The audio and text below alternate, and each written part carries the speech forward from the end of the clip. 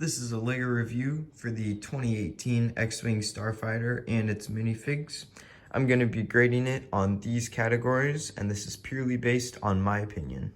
Starting off with design, this fighter is extremely well made. You can see there's lots of details all around it and lots of great things that you can do with it. If I had to make only one fault with this, it's that these white pieces up here on the front and the wing pieces can fade into a more yellowish color over time. And there is a lot of stickered elements like right here and these, which they all take precision to put on. And if you mess them up, it can be hard to replace them, hard to make them look any more straight. So you can kind of see, like, if you mess up exactly where it goes, there's no going back and you're kind of just stuck like that. Other than that though, everything else is really great. So for this set in particular, the design category is going to get a 7 out of 10. As far as minifigs go, we have 4 that came with this set from left to right: R2-D2, R2-Q2, Luke Skywalker, and Biggs Darklighter. Of these 4, only R2-D2 is not exclusive to the set, and the rest in total will retail for $67.84 just by themselves. Now, the reason that these are so special is that these minifigures, the helmet print for these is not actually a print. It's one entire molded helmet piece.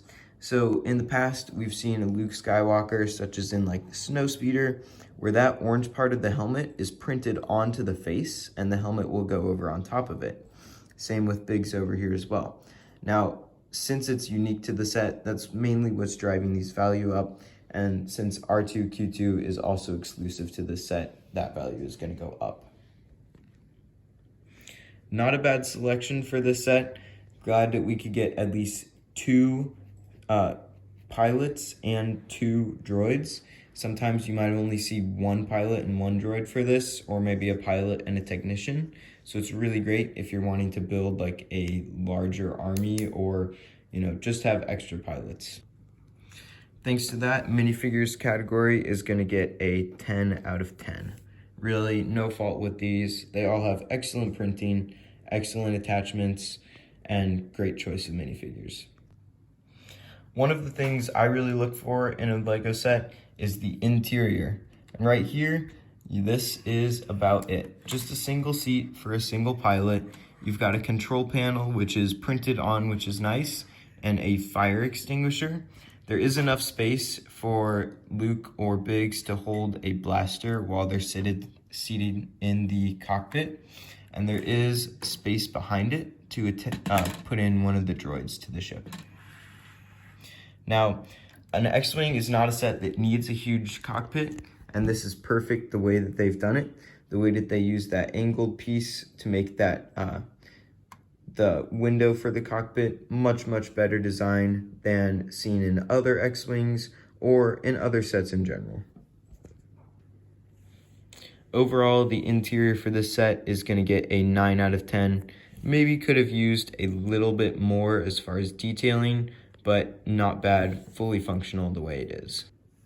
Now for some quick information about the cost. This was released in 2018.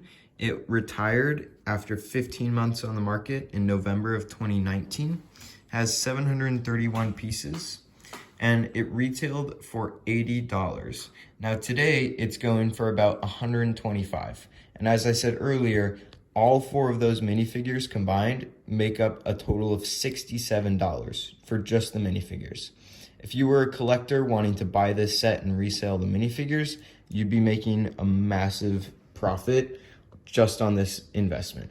And it is retailing for about $125 today, so $45 increase from what it was. If you bought this a long time ago in 2018, this has definitely retained its value, gained a lot of extra value, and even if you're not somebody who's strictly into the minifigures, just selling those alone, you're going to be making so much money back. So for cost, we're giving this a 9 out of 10. All right, last but not least, moving on to play features. There are 4 in particular that I want to talk about. The first being these stud shooters that you can see on either side of the cockpit, trying to symbolize proton torpedoes, which are famously the thing that Luke shot into the Death Star and made it all blow up. Secondly, we have these spring-loaded shooters, which it's really interesting that they use both two types of shooters instead of having, either spring-loaded here and there, or having stud shooters there and stud shooters there. In fact, I think it's a lot better this way. The spring-loaded fit really well into here, and it'd be pretty difficult to push down on like a spring-loaded if it were behind the cockpit in this underbody of the ship. Again, they both work perfectly where they are. And we have 4 spring-loaded shooters, which is really nice addition to it. The only problem with these is on the back, the top ones, you will push down to shoot, and the bottom ones, you will have to push up to shoot. Other than that, not a super bad selection for those. For our other play features, as you can see, we have this little handle right here, which when you pull it up, will lock these into an X position. Now, it does this with a mechanism in the back that uses rubber bands. And while it may seem like these will wear over time, I've had this set for at least 5 years, and I've had no such issue with that. It's always worked perfectly, and it always retracts perfectly. Now, to put this back into place, really all you have to do is push this right back, and it'll snap straight back thanks to the weight of the rubber bands. In addition, it's also got a little push right under there, that gray cone piece, which when the wings are in the X position will stick out and will be taut, whereas now you can easily push it back in. So when it is taut with the wings position, you could also push that back in and it'll lock them back into the regular shape. The last part of these play features, it does have a nice little retractable landing gear right here, which you can easily move and put back up as if it were flying. So for this set, as far as play features, definitely quite a lot. We're going to be giving it a 10 out of 10. Overall, with all these factors in, it's going to be getting a 45 out of 50. We'll give it a 90% grade. A-, not a bad job from LEGO. Super great set, would highly recommend to anyone who's wanting an X-Wing. Probably would have been better to get it at its release date, although still not a bad cost for all the wonderful minifigures and play features, and just the design of this set. It looks so amazing. There's really not much that has improved, even in the newest version of this X-Wing. And honestly, the small differences hardly make a difference in how it looks, and the minifigure selection for this one is really superior to any other X-Wing set that I've seen.